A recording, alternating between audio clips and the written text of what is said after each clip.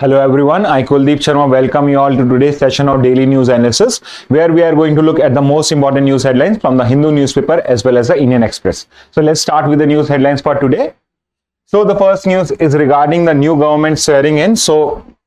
We all know that NDA not just a BJP, but NDA, which is a coalition government, which is a coalition of the BJP and its allies, is going to form the new government, and finally it would be the BJP's leader Narendra Modi who is going to become the next prime minister again. So let's look at the full form of NDA and India, because these are the kind of questions which usually come in your examinations also. So for example, NDA stands for National Democratic Alliance, but at the same time you should also know the full form of the coalition, of the opposition coalition, which is India. It stands for Indian National Developmental Inclusive Alliance. So you should know both the full forms of NDA as well as India. Now also let's because now the Prime Minister Modi has been appointed as the new Prime Minister, is going to be the new Prime Minister. Let's look at how a government is formed. What is the procedure for government formation? So usually if you want to form the government, so who forms the government? So it is usually a political party which has majority in Lok Sabha.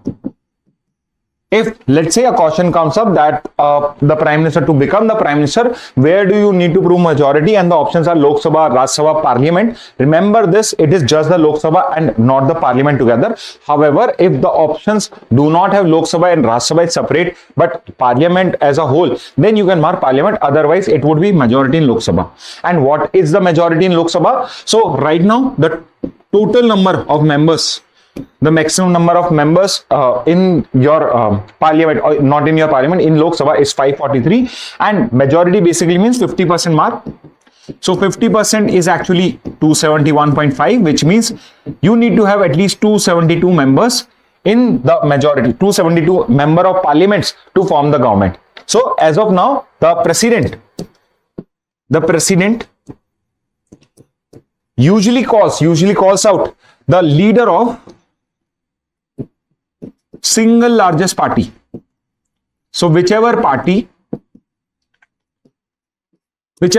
has received the single largest number of votes, largest of seats to be exactly, not votes, but is the leader of that party is asked to come and show that he is the majority in the Lok Sabha. If let's say there is no single largest party, or a single largest party is not able to show its majority, then president usually calls the leader of a pre-poll alliance. For example, we had two major pre-poll alliances this year, NDA and India. Both of them are coalitions or pre-poll alliances only.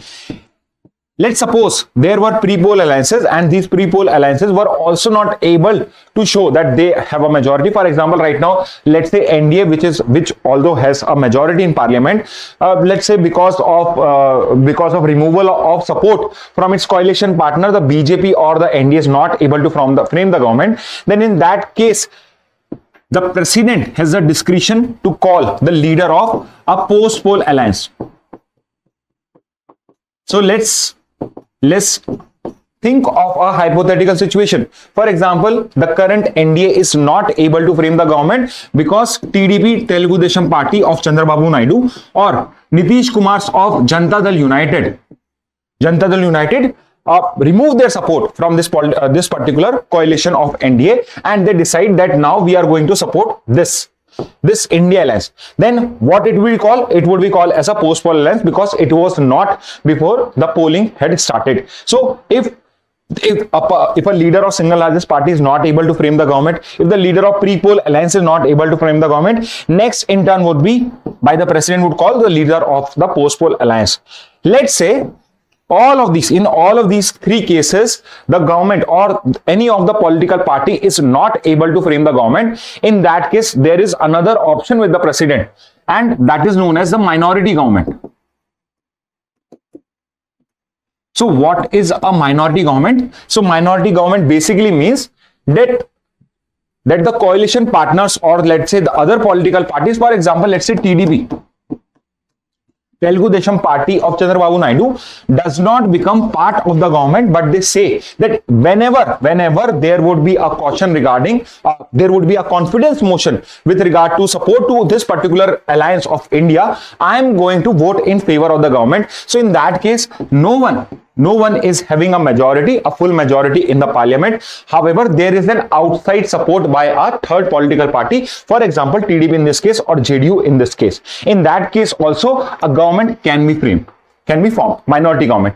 And finally, even in that case also, let's say minority government is also not framed, which means the president has no other option but to call for elections again.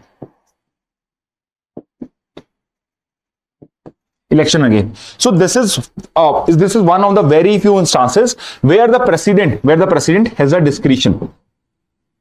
So it is the president's discretion to call for whoever he thinks would be able to prove the majority in the house. But however, there is a specific order. It has become a custom now that usually the leader of single largest party, then if the single largest party leader is not able to form the government, then it is a leader of pre-poll alliance. Once, let's say, pre-poll alliance leader is not also able to form the government, then it is a leader of post-poll alliance. Let's say all three have failed, then the president also can look for a minority government if it is possible, and someone comes forward and asks that I would be able to show the majority. And finally, if the president is of the view that no political party can form a stable government, then in that case the president can again call for an elections. Okay, so that's how the government formation in India takes place. Moving on to the next news. So there are a lot of good news in today's newspaper, both the Hindu and Indian Express. Majorly, both the newspapers have similar kind of news analysis only, newspaper reportings only. So that's why most of the news have taken from the Hindu newspaper only, because there is an overlap also. So let's look at the next news. So there is a news just after election. RBI's MPC, Monetary Policy Committee, which is responsible for monetary policy in India, has kept the repo rate unchanged for it is the 8th instance. So this is the 8th instance when the repo rate, which is a short form of repurchase obligation rate. So we are going to study it later also. So the RBI has decided, or the Monetary Policy Committee has decided, that they are going to keep it unchanged. So let's understand this news step by step. So first is your RBI's MPC. So earlier it was the RBI governor only. It was only the RBI governor who used to decide on the policy rates. Policy rate, basically the interest rate. So the most important policy rate is the repo rate. What is the repo rate? So it is the rate at which RBI gives short-term loans, to banks. And what do banks do? So banks usually give loans to consumers and customers. So whatever is the RBI loan, RBI short-term loan rate here, banks usually add 1 or 2% here, and then finally forward it to the consumers, and that the extra 1 or 2% which the bank is charging becomes the profit for that bank. So it is this particular rate. Usually the repo rate, and there are other rates also, your bank rate, your CRR, SLR, all of these are interest rate. These are tools of monetary policy. So RBI usually decides the repo rate. This is the policy rate, which was earlier decided by the RBI governor. So why the RBI decide this particular rate? Because it is this rate. It is this rate which would decide the money supply. Which would decide money supply in the market. What do we mean by this? So let's understand this concept also.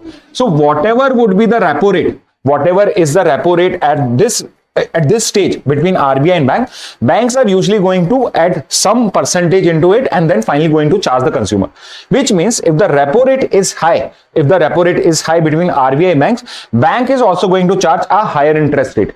Which means a consumer or a customer is going to be demotivated to take more loans. So there would be lesser loans, there would be less money into the market. So because of this, if there is less money in the market, it always leads to less of inflation.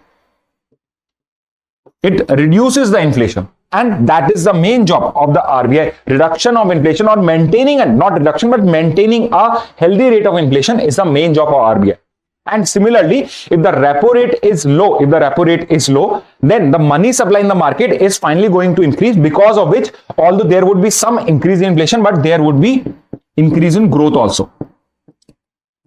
So there is always a conflict between this RBI and your government, that whether it should focus more on growth or whether it should focus on maintaining a healthy rate of inflation. However, RBI has always been towards decreasing inflation rather than going for growth. So earlier it was just the RBI governor. However, in 2016 we created a committee known as Monetary Policy Committee. So rather than just the RBI governor now, there was this particular committee, MPC, which is responsible for now deciding the policy rate, for most importantly the repo rate. So it is a 6-member body, 3 members from the RBI and 3 members are not from the government, but they are government nominees. So usually economic expert, financial experts usually are in this particular committee. So it is this committee which decides on the repo rate and the other rates. So this is your RBI MPC. And now second term is your GDP. GDP stands for your gross domestic product. It refers to the total income of a country. And RBI also predicts that what would be the GDP in this particular financial year, and now it has raised that India is going to grow at a 7.2% rate. And you should remember this, that amongst the large economies, large size economies, India is the largest. India is the not the largest, but the fastest growing economy. Is the fastest growing economy in the world when we are talking about large country, large size countries. So this is also being predicted by the GDP. Third term is your repo rate. So we have just discussed it. So repo rate is a rate at which RBI provides short-term loans to banks. Okay. Moving on to the next news. So on the first page of the Hindu newspaper, there is this particular photograph also where 2 rainbows you can see. So I thought let's discuss what is a rainbow, because many a times a scientific concept can also be asked, specifically in your AILET exam. If you are giving your annual Delhi exam, in that exam, scientific concepts are sometimes also asked. So what is the main scientific phenomena behind creation of a rainbow? So many people think that it is scattering of light. However, scattering of light is majorly responsible for the blue sky. That the blue color of in the prism of light usually gets scattered. Because of this, wherever we see a large body of light, we usually see blue in color. Because of this, sky looks blue to us. This is because ocean looks blue to us. So how does this particular rainbow works actually? So let's say if this is a raindrop, so what is rain? It is a combination of raindrops only. And let's say the sun is behind you. The sun is behind you and you are the observer. You are the observer. Your eye is an observer.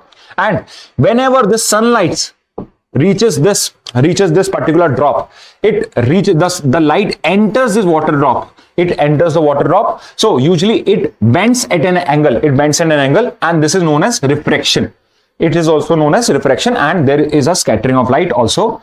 And then after moving here, it moves back, and it enters your eyes, and there is again another refraction.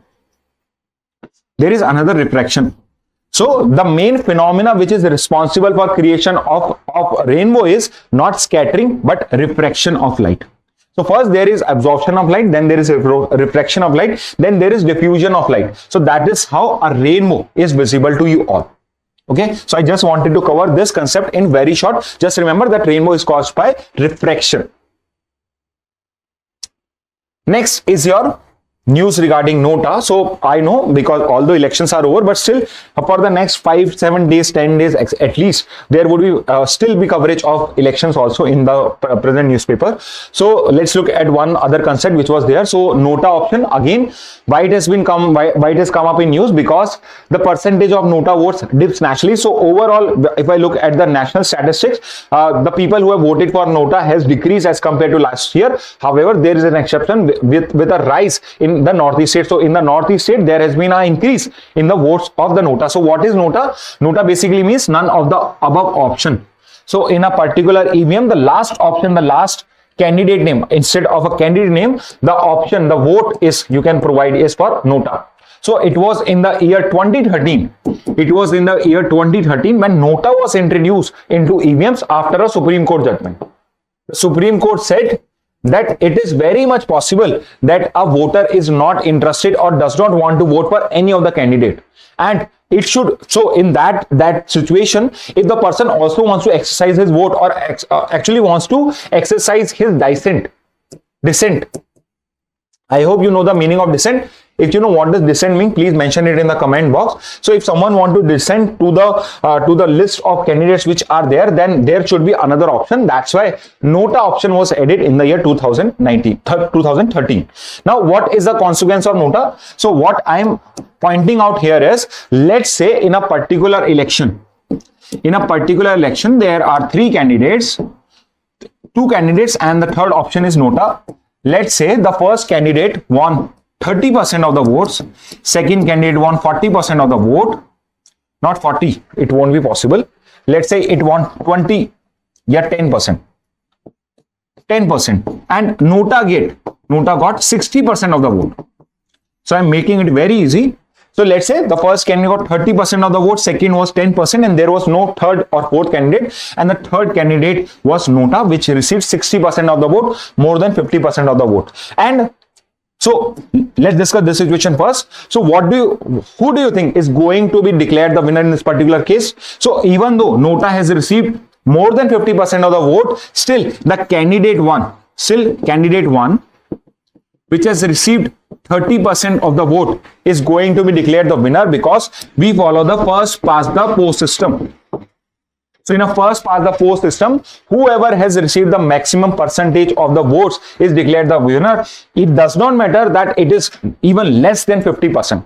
What is the scenario if nota has received less than 50% also? Still the situation is going to remain the same. The first person, whoever has received the maximum percentage of the votes, is declared a winner, even if nota has gotten more vote, even more than 50%. So remember this, there is no consequence of nota.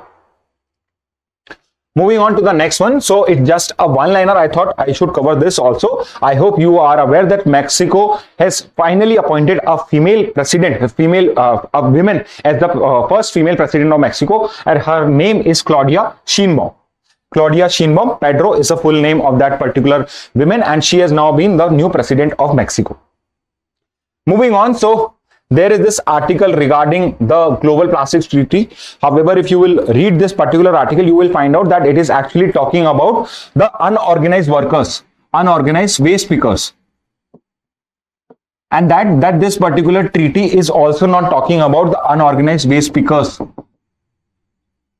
So who is an unorganized waste picker? So basically a person or a worker, a waste picker who is not part of the organized sector, who is not a salaried person, who is not in the government job. He is just working under some contract, and very next day even he or she can also lose his job also. So that person is called as an unorganized waste picker. So this article is regarding their plight, that no one is looking about them. The new plastic treaty is also silent regarding that also. So they are suggesting certain recommendation. However, what is important for us is that how this global plastic treaty is being created. So as of now, there is no global plastic treaty right now in the world. So let's look at the history on how we have decided to come up with a global plastic treaty. So your UNEP, United Nations Environmental Program.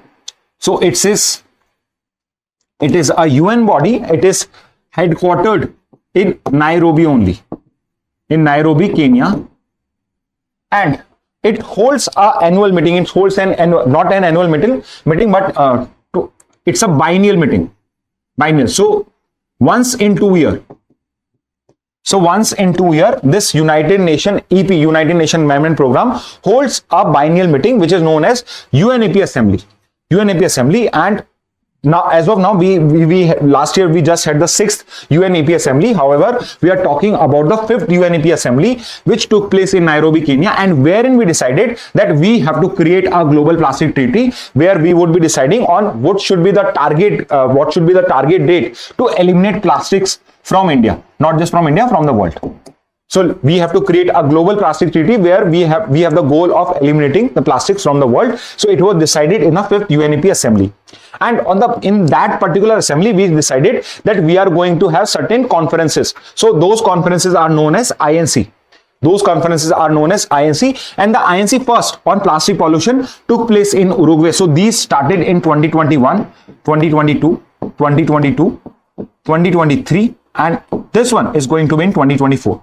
Okay, so these years are not important, but you should know where did these 5 INCs took place. So first one took place in Uruguay, second took place in France, in Paris, third took place in Nairobi, Kenya only, fourth took place in Canada, to be exact, Ottawa, because these are very recent one, even the cities can be asked, and finally INC 5 on plastic pollution, which is going to take place later this year only, is going to take place in Busan in South Korea. So remember this, as of now there is no global plastic treaty, and the proposed date, the proposed year for a global plastic treaty is right now 2030. So it can change. So this one is not that important. However, you should know that there is no global plastic treaty right now, which UNEP Assembly decided to create a global plastic treaty. The answer would be 5th UNEP Assembly. And then we have the 5 INC 1, 2, 3, 4, 5. Where did they took place? More important are the last 2, Ottawa, Canada, which just took place last year. And the final, which is going to held this year, is your Busan, South Korea INC 5 on plastic pollution. Moving on to the next one. So now the new swearing in ceremony of the Prime Minister Modi is going to take place. So usually it has been a custom of his beginning from his first election in 2014 that usually he calls the world leaders into his swearing in ceremony. For example, in the 2014 swearing in, he called all the leaders of the SAARC nations. So all the SAARC nations have been mentioned. One of the mnemonic which you can use to remember the SAARC nation are MBBS Spain.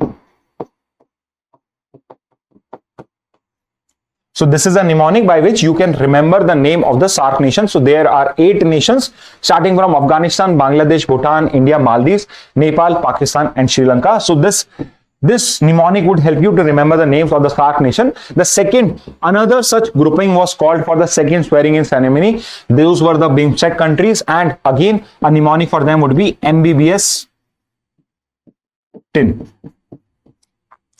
So by this you can remember the 7 nations of the BIMSTEC grouping. And now which are the nations which are being called for the 2024 swearing in? So these nations president and prime minister have been called for swearing in of this particular swearing in ceremony of Prime Minister Modi.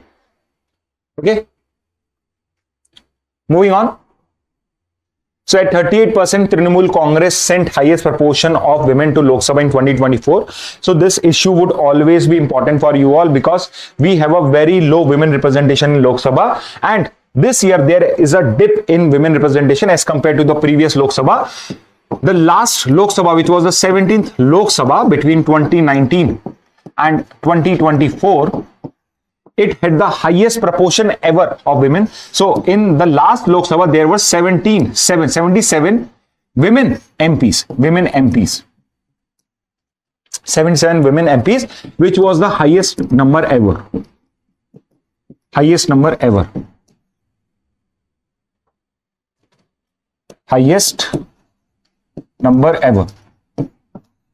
And in this present Lok Sabha, 18th Lok Sabha, there would only be 74 women MPs.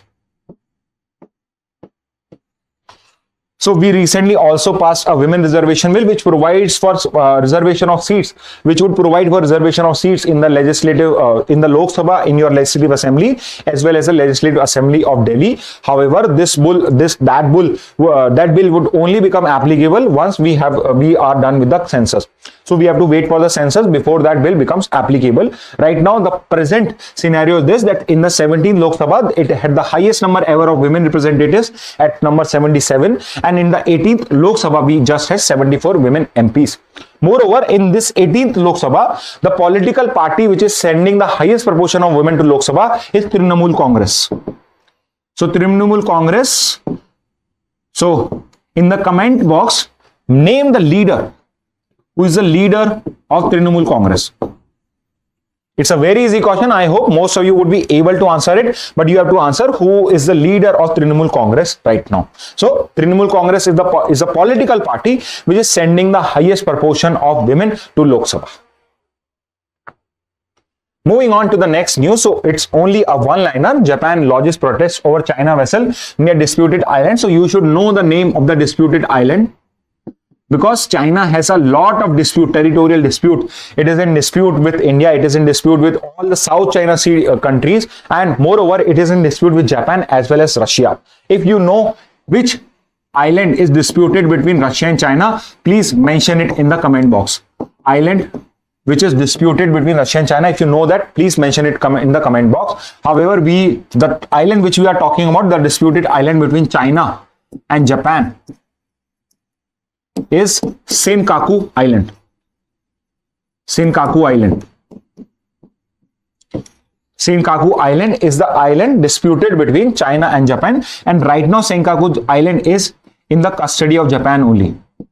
So Japan right now has control over the Senkaku Island, which is the disputed island between China and Japan. Moving on to the next news. Park thought it was playing USA, turned out to be Team India H1B. So let's understand what is the Team India H1B. So I hope you are aware that many of our IITians and IIM graduates, majorly your IIT and IIT graduates only, usually go to US and to other Western countries to look for a favorable job or for a more better job, because the research and development centers are also there. That's why also many people move to that city also. So usually it is not very easy, because there is a lot of immigration in USA. It is not very easy for people to get a visa to work there. However, because USA also understand, our US companies also understand the importance of high skilled jobs. That's why they have started a work visa scheme. So it is not a new scheme. It's a very old scheme, started in the year 1954 itself. 1954 itself, and in which various kind of visas are provided, of which H1B visa. So it's just the name. It's a type of a visa. So H1B visa is the most popular, and usually this particular visa is given to high skilled, high paying jobs to immigrants in US. And interestingly, India and Indian companies get the largest share of H1B visa. The second is China. So Chinese people are at second place when it's come to holders of H1B visa. So usually every year around 85,000 visas are provided under this particular category, and majority of those visas usually go to the Indians. And why we are saying this? Because most of the people who are playing for USA in this particular World Cup are usually are people coming from India only, and usually they were the beneficiaries of this H1B visa only. So that's why I thought I should cover it in very short. Okay, so you don't have to remember these names. Okay, I don't want you to learn anything extra unnecessary. Remember this, H1B visa is a work visa which is provided to high skilled and high paying jobs to immigrants in US. Moving on to the next news. So a very small news. So Central Hall in All Parliament House, where Modi addressed NDA. So National Democratic Alliance की जो आपकी meeting हुई, that took place in the Central Hall in Old Parliament House. So let's look at some important facts regarding Old Parliament House. So Old Parliament House is now known as Samvidhan Sadan. So now, because we have moved to a new building, so on 19th September of 2023, we moved to a new Parliament building. So the old building has now been renamed as Samvidhan Sadan. Probably it would be made into a historical a heritage site, and usually it would be open for tourist visitors, and it might be used for some other purposes. So the meeting of NDA took place in this particular Old Parliament House only. So that's why we are doing these facts. So it was established in the year 1927. In 1927, we were under British India, and at that time the Viceroy was Lord Irwin. So Lord Irwin was the one under whom this Old Parliament House was established. Second, the new name is Constitution House or Samvidhan Sadan. It means one and the same thing. Next, who is the custodian of this particular Old Parliament House also? So it is the Lok Sabha Speaker, who is called the custodian of the house. And what is the history of this particular Old Parliament House? So in 1927, when this particular building was created, was established, it was the seat of the Imperial Legislative Council. So I can call it as a legislative body, Legislature of India. So before independence, it was this ILC, Imperial Legislative Council, which used to create laws for India. Finally, when India got independent and we were looking for a place to construct, to make our constitution, it became the seat of Constituent Assembly. It is Constituent Assembly which created our constitution. So for about 2.5 years, it was the body or seat for the Constituent Assembly. Finally, this particular building became the seat of the parliament. So for these 73 years, it was the seat of parliament. Then who were the architect of the old Parliament House? So it was Edwin Lutyens and Herbert Baker, who had created this particular building, taking inspiration from Chaussat Yogini Temple, which is a temple in Morena, MP. So it's a temple of Shiva. Chaussat Yogini Temple. So there are 64 Devis also there. However, this is a temple dedicated to Lord Shiva. Remember this also. So the last building, the previous building, Old Parliament House, was inspired by Chaussat Yogini Temple, and it was created by Edwin Lutyens and your Herbert Baker. So student, that's it from my side. I hope you had a really good time. I hope I was able to provide you with some interesting information, and I hope to see you next time with a new set of news headlines from that day. Thank you and have a very nice day.